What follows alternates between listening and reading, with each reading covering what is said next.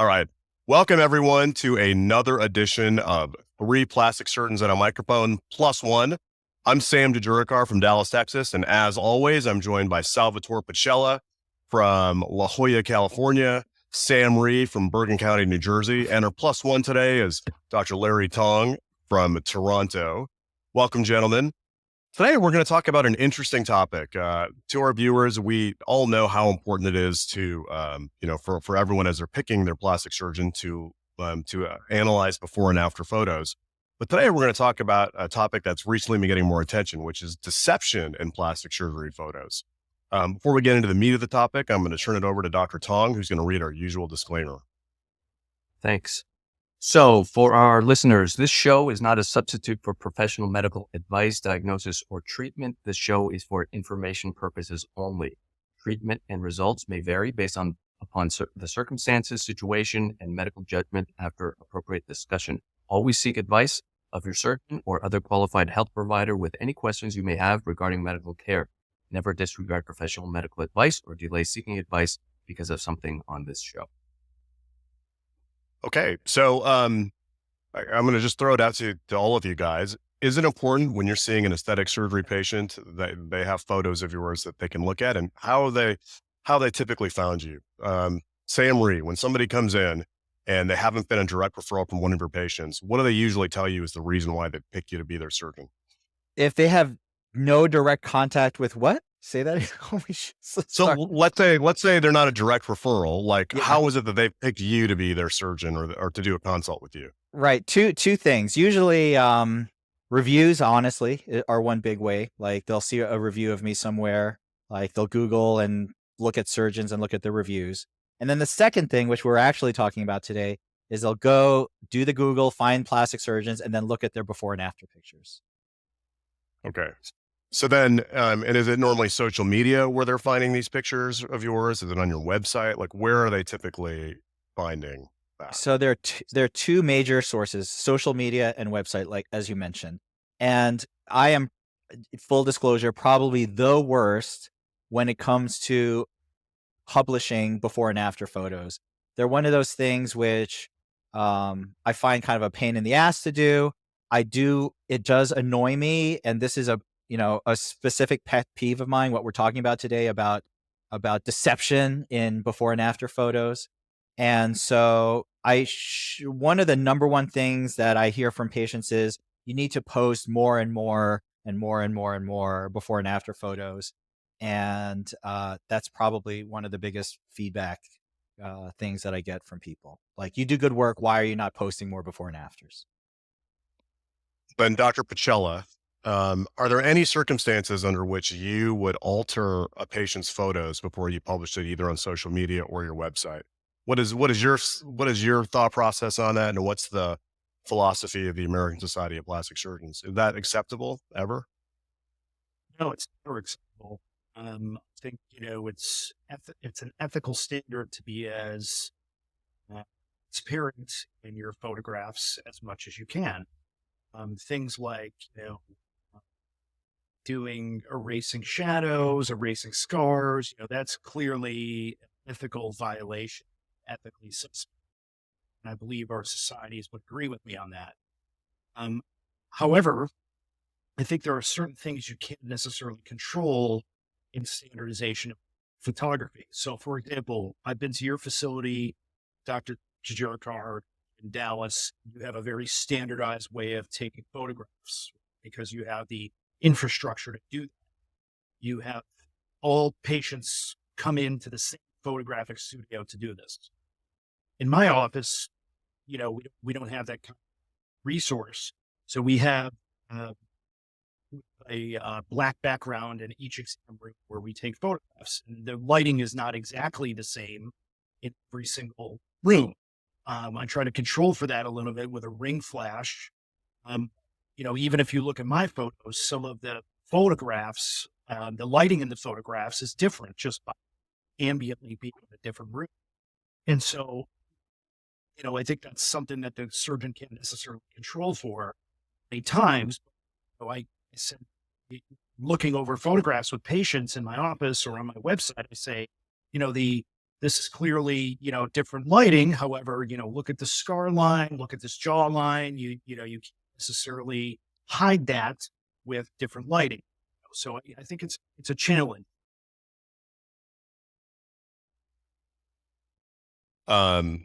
Dr. Tong, so you're really a specialist. You're really well known for your facial aesthetic procedures. Um, how do you balance the desire, to show before and after pictures with the ability to maintain patient confidentiality? Because I have to imagine you have patients who want you to show pictures of themselves or want to show, like, do you ever modify pictures in a way to hide their identity? So that's a great question. So for our viewers and listeners, you should understand that we are not, as surgeons, just able to publish any of your photos without your consent. So it's very important to obtain consent whenever we're even thinking about putting anybody's photos anywhere. So that's a given. I know that Sam and Sal, you guys all do that. Just for the listeners, that's something that is a must. But beyond that, when we ask patients if we can use their photos, sometimes they will say, "No, I'm not comfortable with that," because of whatever reason. Sometimes it's because if we're doing like a photo of their breast augmentation, they'll have a tattoo. So sometimes we will offer to Photoshop out the tattoo. And I think that if it's not, on breast, I think that's perfectly acceptable. On the face, sometimes we'll put black squares on the eyes. But when I do that, I will always tell the patient, thank you. We will do a mock-up of it. Basically, we will show them what would be published, and then they have to sign off on it before we put it out there. So yes, sometimes we do make alterations, but that is based on the patient's desires and approval as well. Dr. Pacella, you put your hand up. Yes. Figured visually it's easier than not. So question for the others. So I know of surgeons that are very in with social media. Whenever they take a photograph, even a preoperative photograph before the surgery, they have a long release form saying that they can use this. Okay. How do you guys do this? So in my practice, we have a consent form for photography, clearly, for their medical record, but we also have a specific consent for publishing on the web or social media. So I will decide ahead of time. I will decide after the result is in whether or not I want to use some of these photographs, and then I'll ask them specifically secondarily. Do you guys get a blanket consent for every single patient to publish? Or do you do it specifically individually? Oh, we should publish this person's photograph. Correct result. I have a blanket, and it's very explicit about being able to be published or used with, and there's a caveat about, as Larry said, to not publish anything that's specifically identifiable to that patient. And it's very clear when patients register that all of these things are there. And I do have some patients that will say, well, this is okay, but maybe this is not okay, like specific situation. And we'll include that into the consent. But other than that, most patients really don't have a huge problem. I think it is an issue in terms of facial procedures where patients are personally identifiable in those pictures. And that's where I go specifically to patients and will ask, additionally, are you okay with this? Or if they have something distinctive about their body or something that, a tattoo or something, for instance, that is very identifiable, I will also go to a patient just to be sure that they're comfortable with that. But most of the time, our consent is very clear about that up front. And if a patient has an issue with it, then a patient will mention it at the time that they read through this. It's not like we're hiding it. It's actually it's not like, one of those things that you just sign at the bottom, I accept it. It's like, it's very, very, very clear. Same in our practice. It's a blanket consent that they'll do before we do any sort of procedure on them, but it's really clearly stated in there that if they choose not to sign it, it won't impact their care even in the slightest. I'd say it's 50-50 whether or not people actually sign it in my practice. There's a lot of people that don't want to have their stuff floating out there on social media or on the web, and that's fine. I totally respect that. Much like Larry, if it's a tattoo, and that's kind of where I was going. We routinely remove those on social media before we post it. Social media, and I think you guys would agree with this, has totally changed the way that we practice plastic surgery. I mean, it used to be that I would, sort of pick my like best of everything and put them on my website. Social media requires you to just keep like putting tons and tons and tons and tons of new material out there. You have to obscure genitalia, you have to obscure nipples. I think it's good to get rid of tattoos for patients.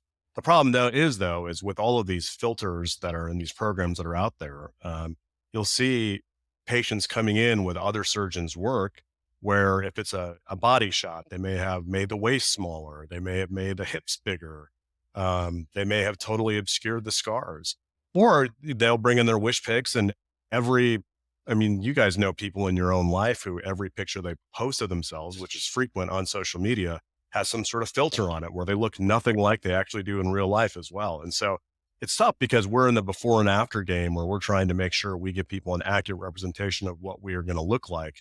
But patients' wish pics are based off of distorted images of reality.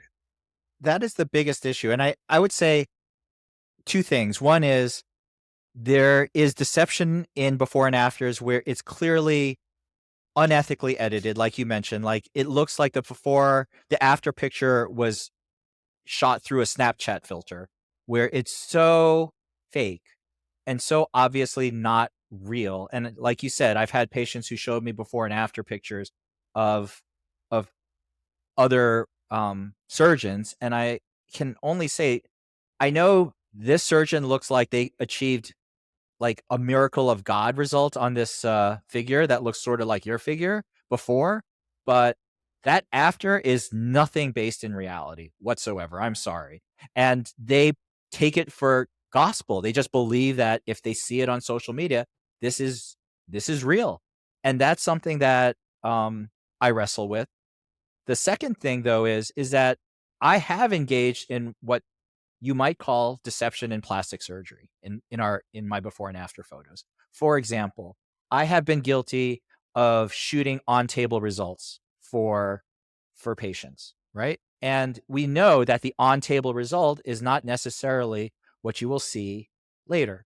And I do that for social media, or and other plastic surgeons do this all the time. You see it in the White Journal, our main research journal in plastic surgery, people who have facelifts or other work. And I can tell you like 10 plastic surgeons where the before, they have no makeup, they look like crap, like they just woke up.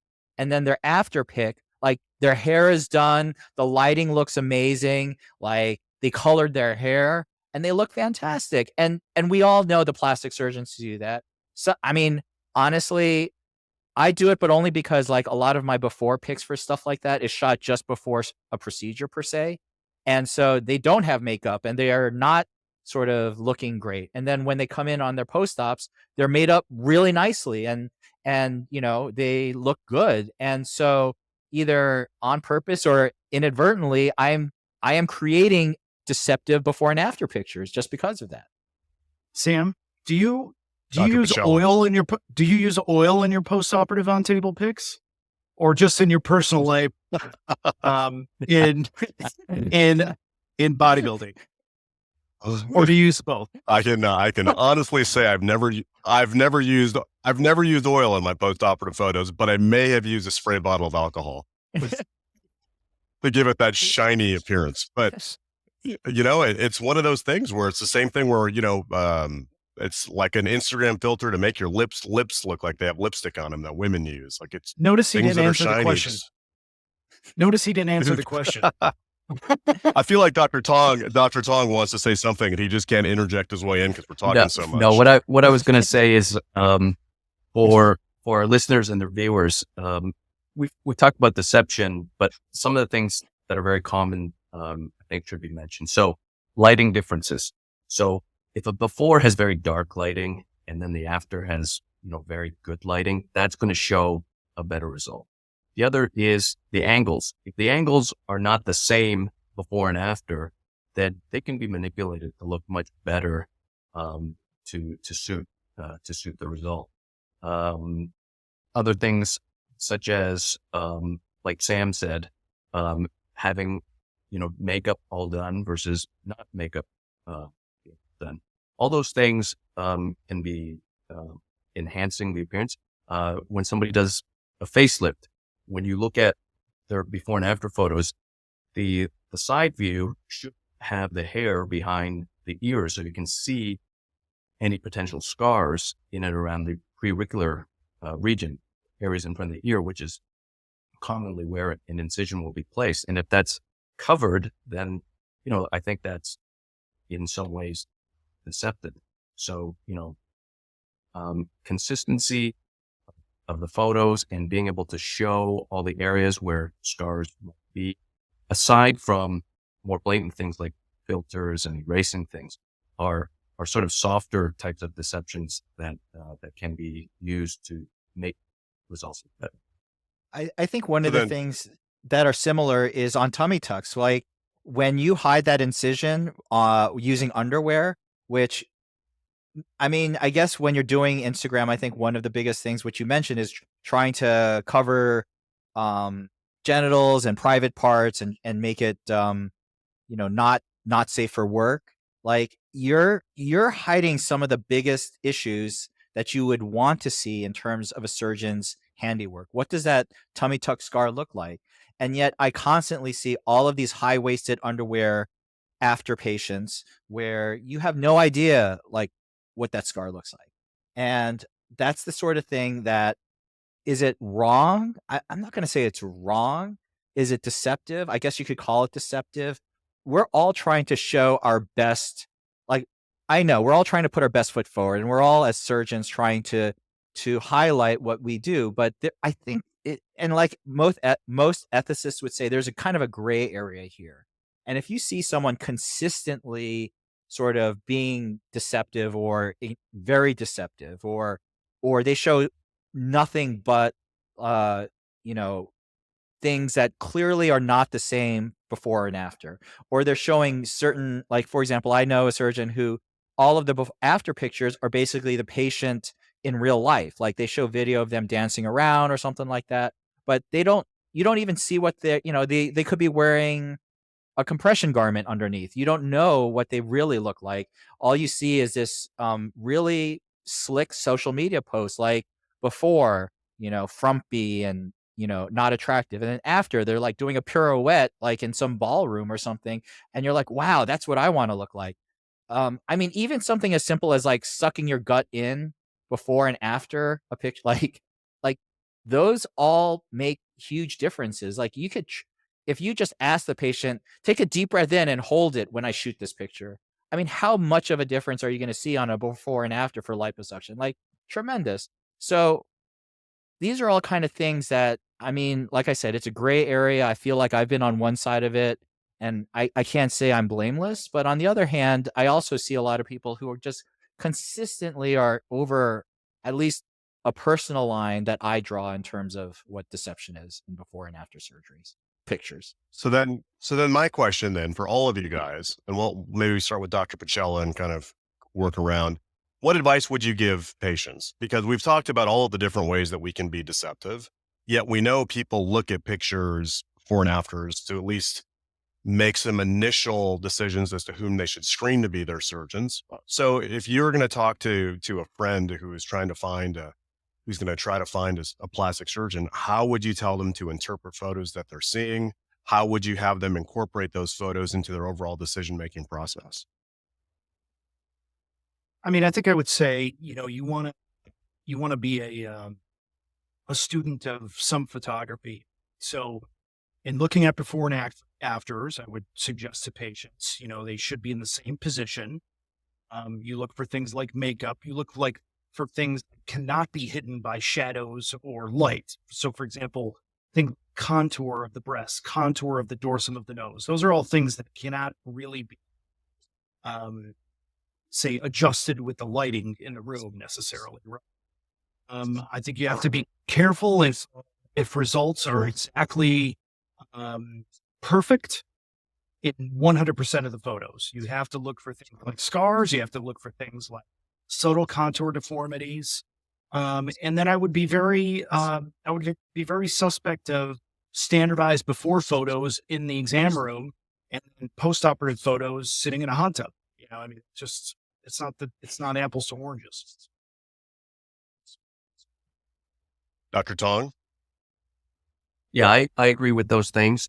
Like I said before, make sure the lighting is the same. One thing that is often used is the magnification for body procedure, doing liposuction.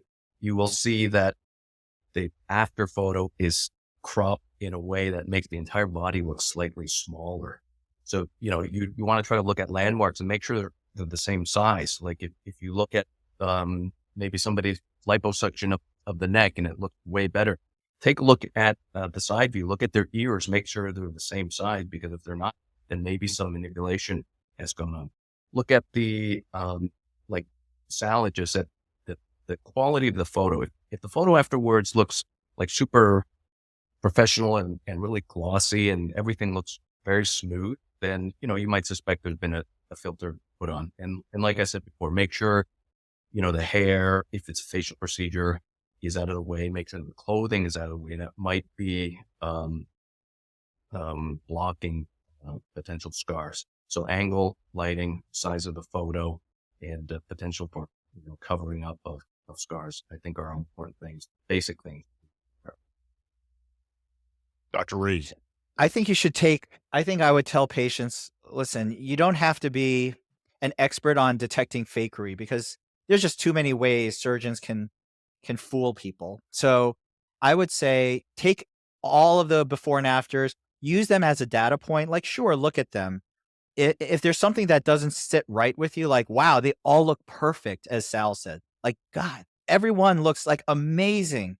Or if you're like, oh, like, yeah, these kind of look hinky, the before and afters, like, you can sort of, like, if there's a gut feeling about something not really authentic or right about the before and afters, that can be a telltale sign. But even then, like, listen, I can be fooled, and I've been doing this for a long time. Like, I would say just take it as a grain of salt. Don't ever, like, go with someone as a surgeon just because their before and afters were awesome. Like, use that as one piece of data, like, but look at everything else. How is a surgeon communicating with you? What are their reviews like? What is their office like? Have you talked to anyone else who's had work done by this surgeon? Like, I think one of the best sort of things that patients have done, which surprised me that more patients don't, is like, can I talk to someone who's had work done by you? Like, that would be amazing. Like, I love when when patients do that. Like, I feel like there's way more information that you can get about a surgeon than just a before and after. Like, yes, they can be helpful. Yes, it's really easy because you don't have to do anything. You can just click on your phone. You don't have to do any real investigative work or thinking just to do that. But that's probably, if you're only going to use before and afters, you're shorting yourself, and you might get yourself into trouble by choosing someone based only on that. I think that's all great advice. I think Drs. Pacella and Tong have told us how to look for photos that are more real, but Dr. Rhee is totally right in the sense that photos are just one piece of the puzzle. The more you can find out about a surgeon, the more you can find out about their office, their interaction with other patients, the better off you're going to be. Well, before we sign off, do any of you gentlemen have anything else to add? Anything that you think that we need to touch on, or do you think we're good to call it? That was the best tip ever, is to, like, put a nice glossy sheen with the alcohol on the post-op side. That, if there's one thing I learned from the podcast, That's just the immediate post-op. That's just the immediate post-op. That's all.